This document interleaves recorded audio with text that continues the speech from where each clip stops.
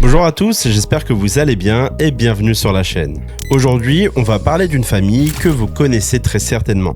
Une famille qui a réussi à contrôler une part immense de notre quotidien, derrière des noms aussi familiers qu'Auchan, Decathlon, Leroy Merlin ou encore Kiabi.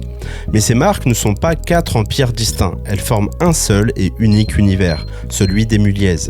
Cette famille tentaculaire, vieille de plus de 70 ans, rassemble aujourd'hui plus de 1500 héritiers, 130 entreprises pour une fortune estimée à plus de 30 milliards d'euros. On estime même qu'1 euro sur 10 dépensé en France finit directement ou indirectement dans leur écosystème. Mais aujourd'hui, on ne va pas refaire leur histoire, car vous la connaissez déjà. La famille Mulliez est une famille pieuse, discrète, immensément riche, souvent critiquée pour ses montages fiscaux et son pouvoir invisible.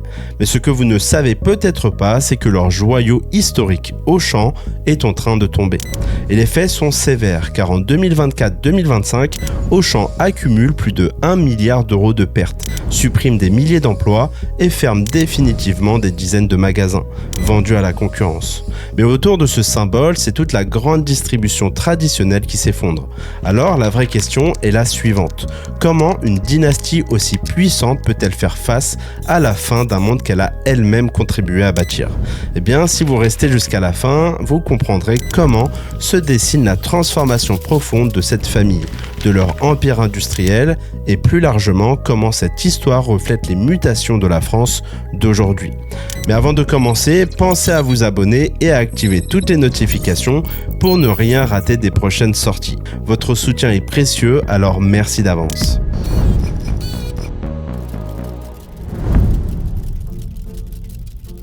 Quand j'étais petit, aller faire les courses était presque une sortie familiale. Chaque samedi matin, tout le monde montait en voiture, direction Auchan. Les parkings étaient pleins, les galeries bondées et les caddies débordés.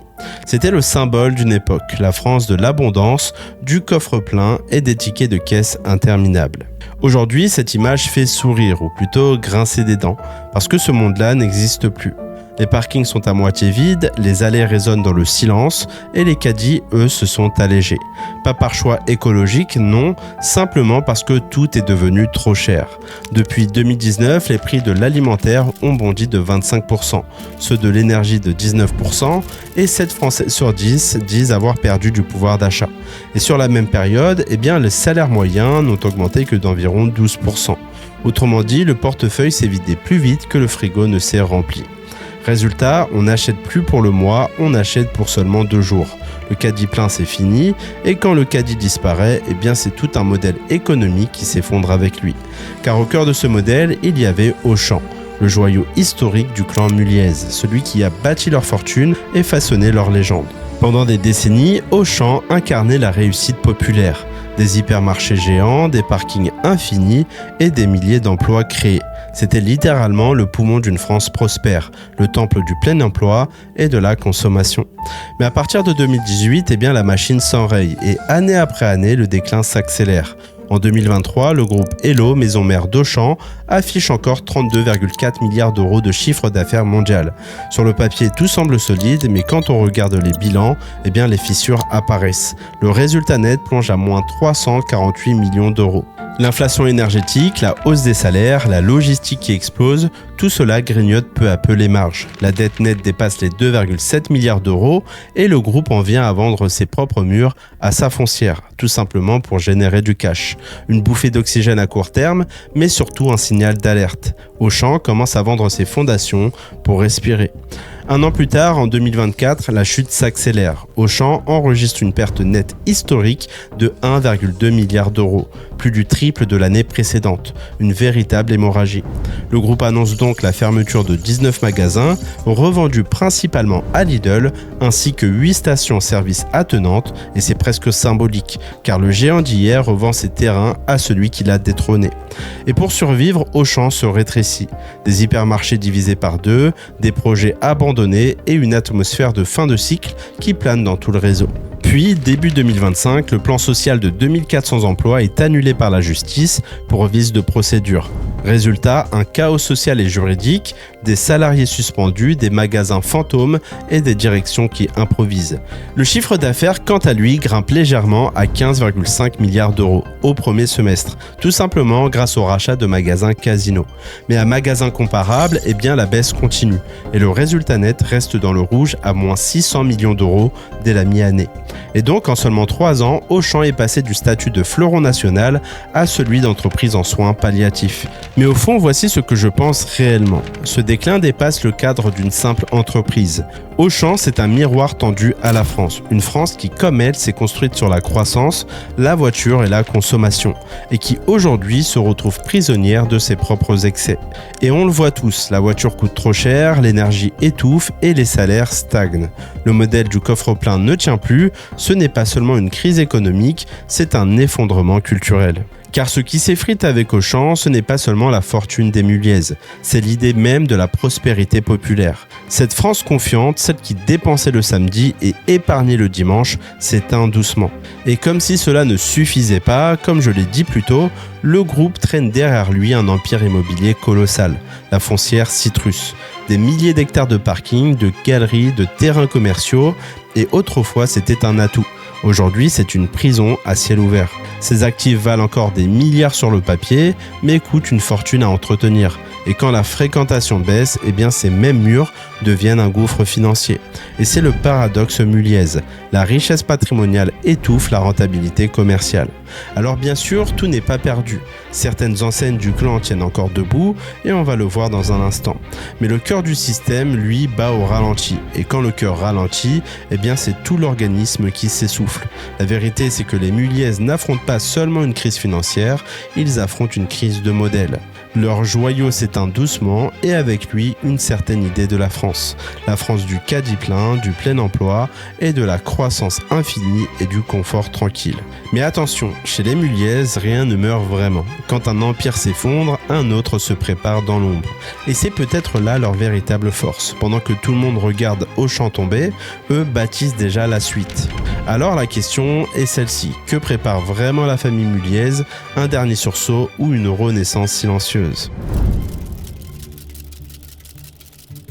On pourrait croire l'Empire condamné, mais chez les Muliaises, rien ne meurt, tout se déplace. Et pendant qu'en France, les rideaux métalliques d'Auchan se ferment, eh bien d'autres planètes de la galaxie continuent de tourner.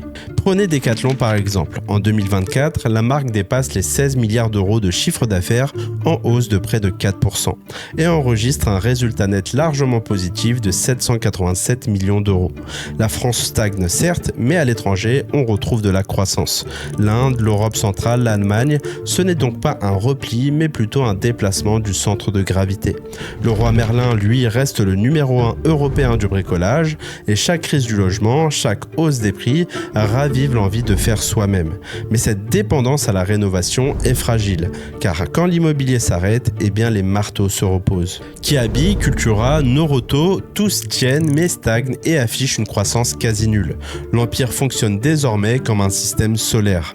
Quand une étoile pâlit, eh bien une autre maintient. Mais ce qui est sûr, c'est que le mouvement continue. Et c'est peut-être là leur vrai génie.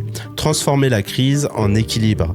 Quand le consommateur n'a plus les moyens de remplir son caddie, eh bien il s'équipe, il bricole ou encore il lit. L'argent sort de la même poche, mais il reste dans la famille. Un écosystème fermé, pensé pour absorber les chocs et les crises. Et finalement, comme je l'ai dit plus haut, au cœur de cet équilibre, il y a un pilier central, l'immobilier. La foncière Citrus détient plus de 1000 actifs, galeries, parkings, entrepôts ou encore terrains. Et donc, chaque enseigne muliaise paye son loyer à une autre société muliaise. Quand un Auchan ferme, eh bien le terrain devient un entrepôt ou un immeuble résidentiel. Le commerce s'érode, certes, mais la pierre, elle, reste. D'ailleurs, près de 40% de la richesse familiale viendrait désormais de l'immobilier. Mais même ce socle n'est plus intouchable. Entre réforme fiscale, hausse des taux et dépréciation des actifs, leur rente foncière tremble réellement. Et le prochain combat ne se jouera peut-être plus dans les rayons, mais dans les textes et les lois. Mais ce qui, selon moi, fait réellement la force de cette dynastie, eh bien c'est sa lenteur. Je m'explique. Ici, le groupe Muliez n'a pas de cotation en bourse, pas d'actionnaires impatients, pas de pression trimestrielle. Leur horizon se mesure en générations. Accepter de rater une mode pour préserver la structure, eh bien c'est leur philosophie. Et pourtant, une relève se prépare, car près de 400 héritiers de moins de 35 ans investissent déjà dans la tech, l'énergie verte ou encore la mobilité douce. En effet, le cercle des entrepreneurs Muliez a financé plus de 40 projets, de la mode responsable à la food tech en passant par les énergies renouvelables. Et finalement, qu'est-ce qu'on apprend ? Tout simplement que les Muliez n'ont jamais bâti un empire sur la consommation, mais plutôt sur le temps. Leur richesse, ce n'est pas ce qu'ils possèdent, mais ce qu'ils savent préserver. Dans un monde obsédé par la vitesse, eux ont choisi la patience. Et c'est peut-être cette lenteur, ce silence qui fait encore leur force. Quand on ouvre les livres d'histoire, une chose saute aux yeux. La plupart des grandes familles ne s'effondrent pas à cause de la concurrence, mais à cause d'elles-mêmes. Les héritiers se divisent, les fortunes se diluent et l'appât du gain finit toujours par dévorer ce que leurs ancêtres avaient bâti. Les empires ne meurent pas de pauvreté, ils meurent d'ego. Mais la famille Muliez, elle, déjoue cette règle depuis plus d'un demi-siècle, parce qu'ils ont compris une vérité que beaucoup ont oubliée. Le vrai pouvoir ne se mesure pas à la vitesse, mais à la durée. Depuis plus d'un demi-siècle, ils ont bâti bien plus qu'un simple groupe commercial. Ils ont bâti un écosystème capable de fonctionner même lorsque les visages changent. Ce n'est pas une entreprise, c'est un organisme vivant. Un système où chaque enseigne alimente la suivante et où la stabilité compte plus que la performance. Et leur véritable force, c'est d'avoir pensé l'économie comme un être vivant. Tout s'équilibre et rien ne se perd. Et cette logique n'est pas une exception française. Elle incarne une mutation silencieuse du capitalisme. La recherche du pouvoir par la stabilité plutôt que par la vitesse. Pendant que Wall Street mise sur la dette et la rapidité, les vieilles fortunes européennes préfèrent la maîtrise et la patience. Là où les startups lèvent des fonds, les Muliez lèvent des générations. Là où d'autres misent sur le cloud, eux misent sur la pierre. Chaque génération d'entrepreneurs croit construire pour elle-même. Les Muliez, eux, construisent pour ceux qui ne sont pas encore nés. Leur logique est cyclique, observer, amortir et réinvestir. C'est la philosophie même de l'investissement patient. On ne bat pas le marché, on le traverse. La plupart des groupes s'essoufflent parce qu'ils confondent vitesse et direction. Les Muliez, eux, avancent lentement, mais ils savent toujours où ils vont. Et ils ont compris qu'aucun modèle n'est éternel. Ils ont déplacé leur capital du commerce vers la logistique, du visible vers l'invisible.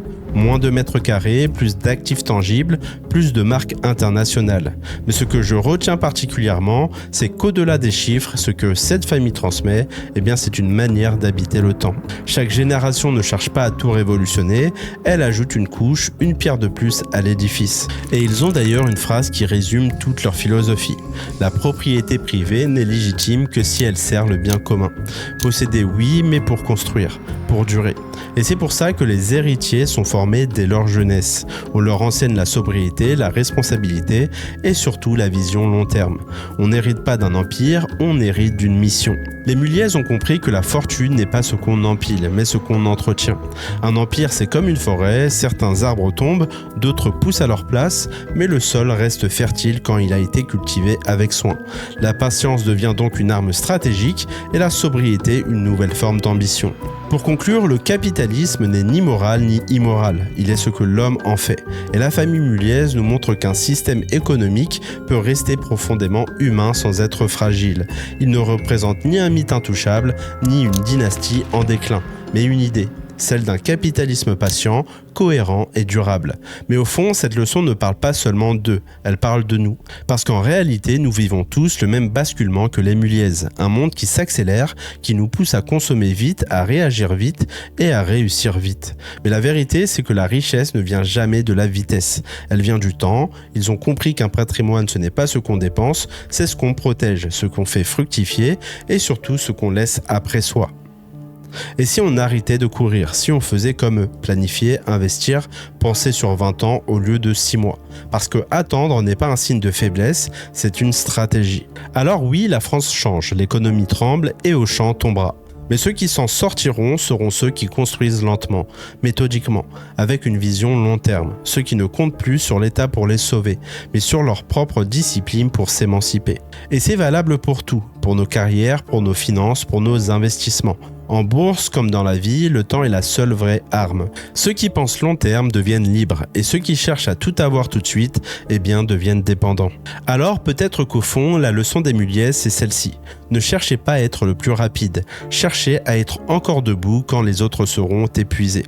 Parce qu'à la fin, la vraie richesse ne se compte pas en milliards, mais en générations.